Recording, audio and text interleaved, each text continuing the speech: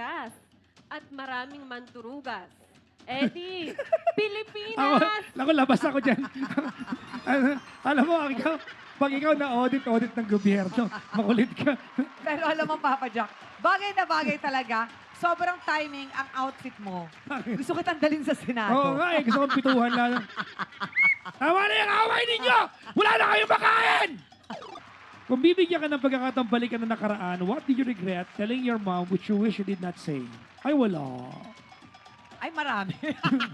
Wala ako. Medyo maldita din ako eh. Pero wag niyong sasabihin wala akong pera. Ay, totoo Oo, yan. dahil pag sinabi mong wala kang pera, papasok na yung pera sa'yo, lilihis pa. Ay, naku, ayoko ng Diba? ganyan. Ha? Oo, kaya sabi mo, madami akong pera! Paano Madami naniniwala ka akong ba sa pera. ano? Sa pag kumakati yung palad mo, magkakapera ka? Naniniwala ako dyan, partner. Oo. Kahit anong makati sa akin. Basta may makate, kilikili, paa, Foul! kamay, lahat. Sasabihin ko, pera to! Pera to! Pera to! Kahit saan ko bati, no? Pero to. Oo. Si Jerson Kyle De La Rosa. Huy! Naku. Kilala mo yan? Ewan ko, ikaw ba hinahanap ka rin? Bakit? Ay, ibang De La Rosa pala yun. Pa-shoutout po kay Nanay Eufrasia. Diba? Partner, anong pinaka-weird na pamahiin ang ginagawa ninyo kapag gustong-gusto ninyong manalo sa isang raffle o kaya laro? Pamahiin? Yes. Wala akong ano ba, pamahiin ba? Or wala ka ba ginagawa? Kunyari, gusto mong manalo sa laro. Di ba ang pamahiin hindi nagdadasal ka naman ba? ginagawa, Ganon. iniisip lang? Kunyari ako, di ba yung mga joke, yung ako talaga totoo, yung nag-oras na kayo, Ah. gano'n, yung mga joke kong gano'n. Totoo yan? Hindi ko ginagawa. Siyempre, joke. Joke nga, partner, joke. Di ba? O, pero yung mga gano'n, Aga-aga, bobo na naman ako. di ba yung mga gano'n, di ba? Or, partner, yung dun sa bulong-bulong, meron akong nabasa tungkol dyan. Oo. Kasi, sabi daw nila, we are in a quantum field. Di ba? Okay, quantum Ganyan, field. Quantum field tayo. Lahat tayo, we are made of atoms, di ba?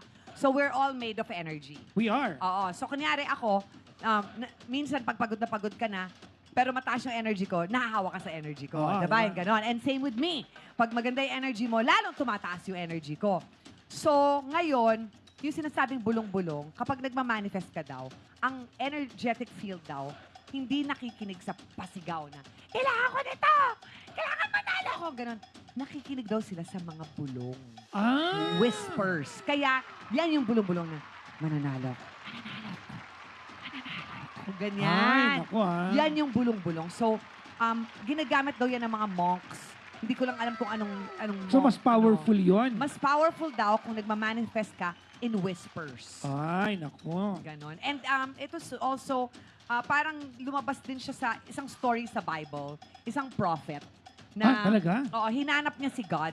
I forgot his name. Anyway, ang kwento is hinanap niya si God. Mhm. Tapos, nag-pray siya. Tapos may umulan, kumulog, nagkaroon ng earthquake, nagkaroon ng sunog, but God wasn't there. Ah. And then God came in a whisper. Oy. So parang sinasabi daw nila na yung whisper is the way of God or God listening to you. So He comes in whisper. So ikaw rin, we whisper mo. Kaya pala ang prayer ay pabulong. Yes. Ah, ganun pala yun. Traffic dyan, partner. Alam mo, pangarap ko dati bumili ng baby bus. Talaga? Oo. Tapos? Gagawin ko siyang pang road trip. Diba? Bago pa nauso yung mga van life na yan. Oo. Naisip ko na yan dati pa. Bakit ganun ba kalaki ang mga kamag-anak mo na Hindi pa. road trip Dati mo kasi talaga? may show ako sa GMA. Oo. Dati may show ako sa Starbucks kami ni Mama Alice Soto. Ngayon, dahil ang show ko sa radyo 2 a.m. natatapos, ang call time ay 5 a.m. So, yung production, binigyan nila ako ng camper van. Para from radio, didiretso ako ng location, may shower room na nandun. Nice. Diba? Naisip ko, ang ganda pala magkaroon ng camper van. Oo nga. Ang lakas makamayaman. Parang ang sarap manlait ng kapwa. Hindi ko naman gagawin. Naisip ko lang. Kasi ang yaman ng dating mo. So, hindi ko naman afford kasi ang mahal. Sabi ko, bibili ako ng baby bus, i-convert ko na lang. Pwede naman. Masarap din siguro magkaroon ng ganyan, no, yung nakapangalan sa pamilya mo. Oo. No? Gemperless. Hindi, City. partner, yung lolo ko, may nakapangalang estate sa kanya. Ano yun? Pastor Road, kasi lolo ko yun. Eh. Ah. So sa amin, yung Pastor Road, lolo ko yun, yung mismong pastor. Oh, kasi halos lahat ng mga land sa inyo. Hindi, partner, because nagkaroon ng kalsada nung siyang barangay captain. Ayun. So, in honor of him, pinangalan sa kanya. Oh, Pastor that's Rose. nice. So, partner, may pangarap ako para sa'yo. Anong pangalan Kailangan mo? malagay ka na sa walk of Yung sa Libis, oo. yung Philippines Walk Hall of Fame. Oo, partner. Dapat Oo. nandun. Ba't wala ka doon? Kasi, si Herman Moreno nagpaumpisa niya. Kaya nga eh. Tapos nung ako na yung nakaset, nagkasakit siya. Naku. Tapos namatay siya. So, hindi na. Ako inaantay ko rin mapunta ako doon, partner.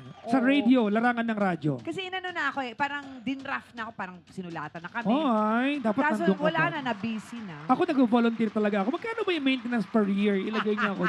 Parang feeling ko fulfillment ko yun. Kaya yan natin. Don't worry. I-manifest lang natin yan, Papa Jack. O Na maglalagay. malalagay tayo dyan sa Libis Hall of Fame. Yung Walk of Diba? Fame. Sa Eastwood yan eh. Ano ba? Eastwood Walk of Fame. O parang Avenue of Stars, parang gano'n? Yes, ganon. Yes. Partner, very interesting yung sinabi mo tungkol sa, sa lolo mo, Oo. na siya yung barangay captain. Yes. Kaya pinangalan sa kanya. Yes. May mga kwento kasi yan eh, kung bakit pinangalan. Oh, bakit, Like partner? for example, Aha. yung Alona Beach Alona Beach. sa Bohol. Okay. Yan ang pinakamagandang beach sa Bohol. Gusto mo punta dyan. Bakit Alona? Bakit? Kasi, Maalon? hindi. Hindi. Kasi si Alona Alegre, Totoo yan? nag-sunbathing ng walang saplot Ah! doon. At syempre, ikinaloka ng lahat ng Boholano dahil ang ganda-ganda ni Alona Alegre. Tapos topless. Nag-topless siya sa Alona Beach. Worth it naman pala. Pinag-usapan yan. Ah! Kaya ngayon, pumunta kayo doon. Saan? Doon sa beach kung saan naghubad si Alona Alegre. Kaya naging Alona. Worth it naman, partner. Akalain mo pinangalan sa'yo.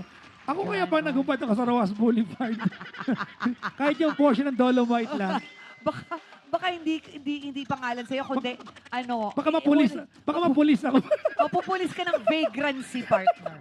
Vagrancy. Mapupulis ako. Tapos patatawag ka pa ni Isko dahil kaibigan ka niya. Tapos sasabihin niya, ano nangyari sa'yo, Papa Jack? Nagda-drugs ka ba?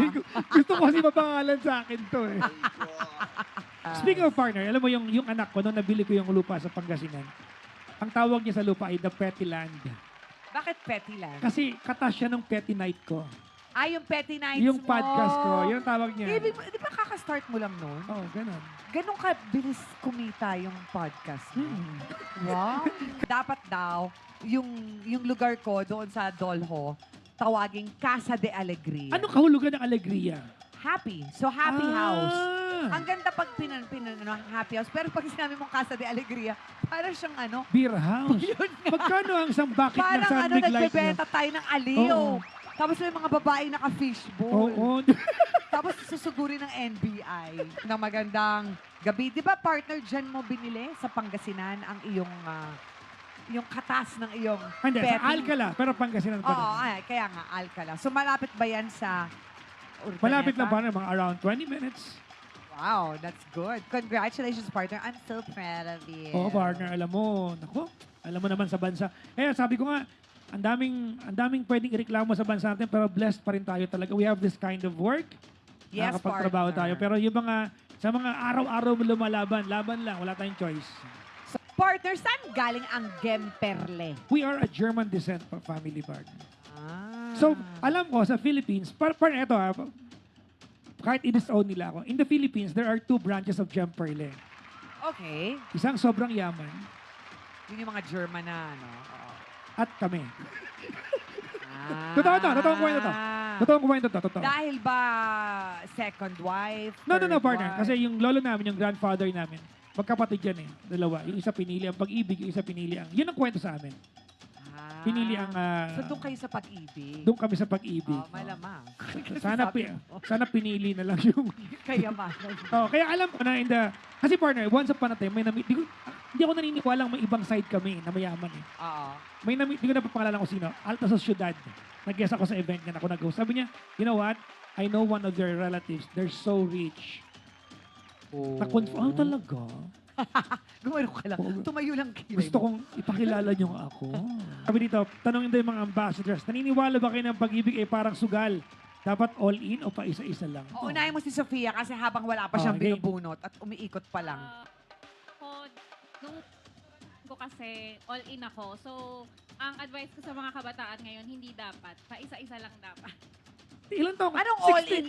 Ano yun, lahat pinapasukan mo, kaya all in? Hindi ko maintindihan yun. Yung parang binibigay mo yung lahat ng effort, love, and Nasaktan to, kaya ganyan mag-isip to. Hindi, akala ko kasi pag sinabi mo, sabi niya kasi, huwag kang all in, dapat pa isa-isa lang. So parang, pa isa-isang lalaki, hindi ka na all in. Naguguluhan ako Pero dun. bakit kabataan?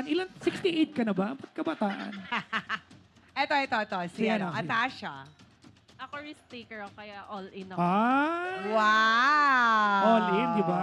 It's Ako rin, all in ako. It's either you are all in or you are all out. Ikaw? Ako, partner, Oo. ano ako, tactician talaga ako, partner. Naku, para ka palang si... Ay, Pero all in ako, partner. Ha? may kilala akong all- senador na tactician.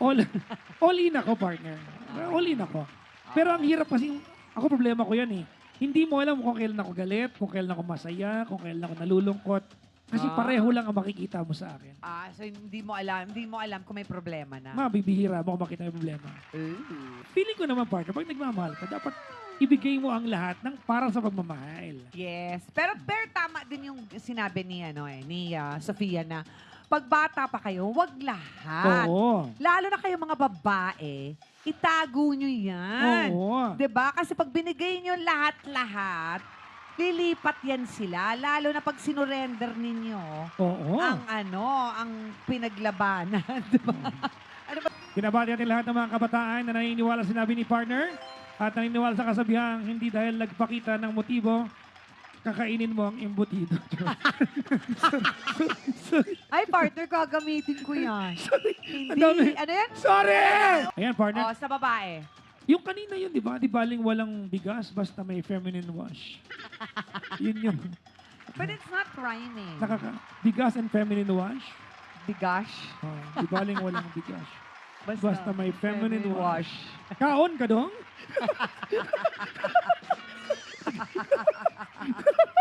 Nagkaon ka na dong?